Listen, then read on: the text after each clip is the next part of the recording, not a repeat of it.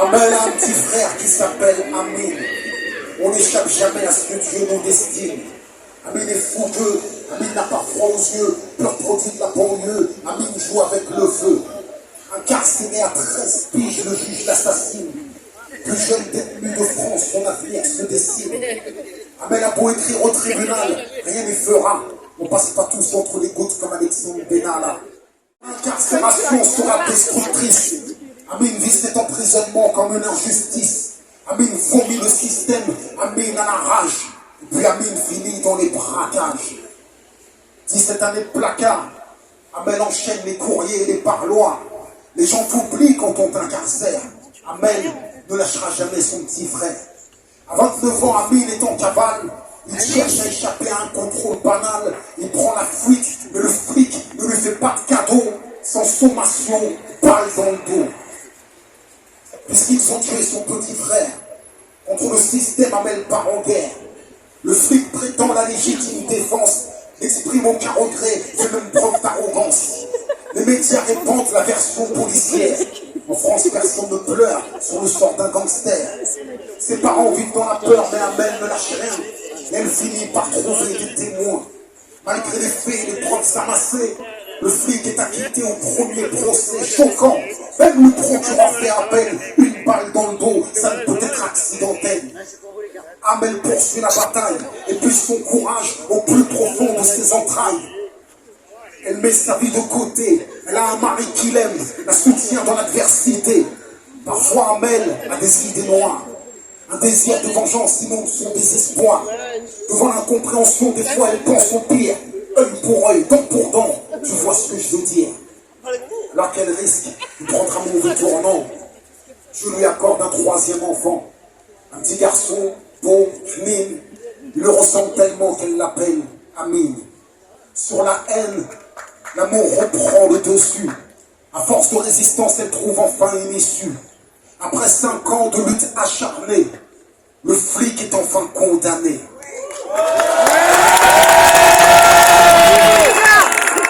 Amel respire, Amel retrouve le goût de vivre, Amel désire. Amel a des projets, Amel sourit, Amel a le cœur qui bat, Amel fleurit. Plus de place pour les incertitudes. Amel reprend les études. À 40 ans sur les bancs de la fac, Amel veut devenir avocate. Elle pense aux autres.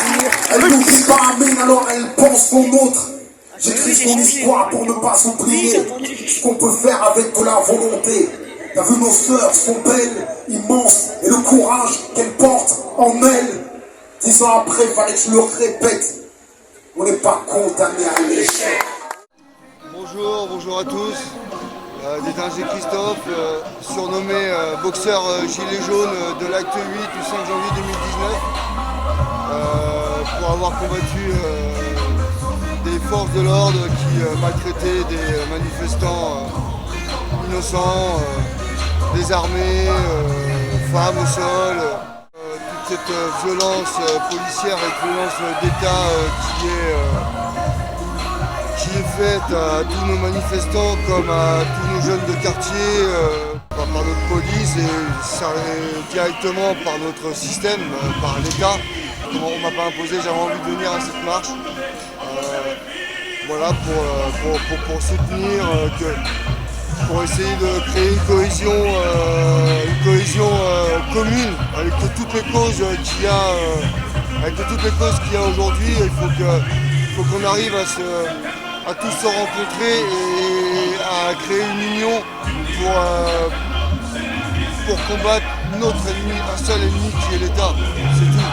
On discute, on échange et on espère un jour arriver à cette cohésion et à cette union fraternelle, commune, black, blanc, beurre, syndicat, gilets jaunes, qui que ce soit, que le peuple français se réveille et que ce système nous respecte en tant que citoyens.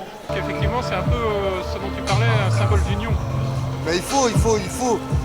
On a encore un peu divisé, maintenant il y a un éveil de conscience, donc je pense que l'union elle se crée tout doucement. Déjà c'est du temps long, hein, malheureusement, tout fait du temps long, ça, je sais pas, il y a tellement, ce système qui est en place, il arrive tellement à nous diviser, les uns, à montrer, à montrer les problèmes qu'il peut y avoir chez l'un, chez l'autre, et ci et ça, donc ça divise tous ces clans. Mais aujourd'hui, je pense qu'il y a quand même un éveil et qui va créer une union. Maintenant, bon, ça se fait petit à petit.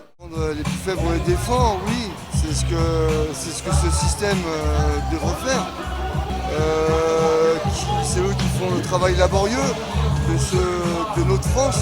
Notre France aujourd'hui, elle est construite, comme tout à l'heure dans le discours il a pu être dit, les autoroutes, nos bâtiments, tout le travail laborieux, ramasser les ordures ménagères, tout le travail qui est difficile, les petites mains, les erreurs d'égalité, les petits gens, comme j'appelle les petits gens comme moi. Ceux que Macron déclarait comme non essentiels. Mais oui, c'est ça, mais on est essentiel, et nous, on est plus par rapport à eux. Sauf que nous, ils nous font trop mal, parce que nous la vie est chère, la vie est dure, et aujourd'hui tout le monde est concentré sur son compte en banque, sur comment ils vont finir à payer leur loyer, comment ils vont finir à remplir leur frigo, à nourrir leurs enfants, à habiller leurs enfants, s'il y a un peu de chance, de permettre un petit loisir à leurs enfants. Et ça, c'est de plus en plus difficile. Donc en fin de compte, ils nous interdisent même aujourd'hui de manifester, parce qu'aujourd'hui, cette répression en manifestation, des 135 € d'amende, les grèves indirectement sont toujours tolérées. Aujourd'hui, qui, classe moyenne, a les moyens de faire grève, de perdre une journée, 2 jours, 3 jours de travail? Qui a les moyens? Donc indirectement, on nous empêche de faire grève. Indirectement, pour moi, je vois les choses comme ça. Bientôt, on va nous empêcher de circuler, même à Paris. Mais bientôt, on va circuler, bien sûr, oui. Mais oui, c'est tout à fait ça. Alors déjà, Paris, maintenant, en voiture, c'est très très difficile. Le stationnement à Paris c'est une horreur, c'est une fortune. Il n'y a plus moyen de circuler correctement. Les transports, malheureusement, on est surchargé, c'est des bétaillères. Je respecte les gens qui font ça toute leur vie pour aller travailler, pour pouvoir avoir la chance de payer ce qu'ils doivent payer. Et voilà. Rappelons que toi, tu as été inquiété justement à cause de cette baston. Et puis, on t'a fait pas mal de misère. On a même empêché que tu récoltes des fonds pour payer ton avocat. Des cagnottes ont été bloquées, etc. Des cagnottes, ouais, les cagnottes ont été bloquées. J'ai perdu au mois de septembre le début de la cagnotte Litchi, j'ai perdu. Je pars en cassation normalement. Après ça, j'ai créé une autre cagnotte sur la plateforme GoFundMe, sur la plateforme que le policier qui avait tué Naël avait créé sa cagnotte. Donc j'avais créé une cagnotte comme ça, j'avais marqué du diesel pour détinger, pour m'acheter une voiture et aller pour travailler. J'ai mangé un peu de homard avec pour faire un peu d'humour. Voilà, les gens comprendront. Et ils l'ont bloqué aussi. Donc là aujourd'hui, tu défends donc une noble cause qui est de défendre les plus faibles. Ouais. Et donc à cet effet, tu as donc une production de stockage. J'ai un soutien,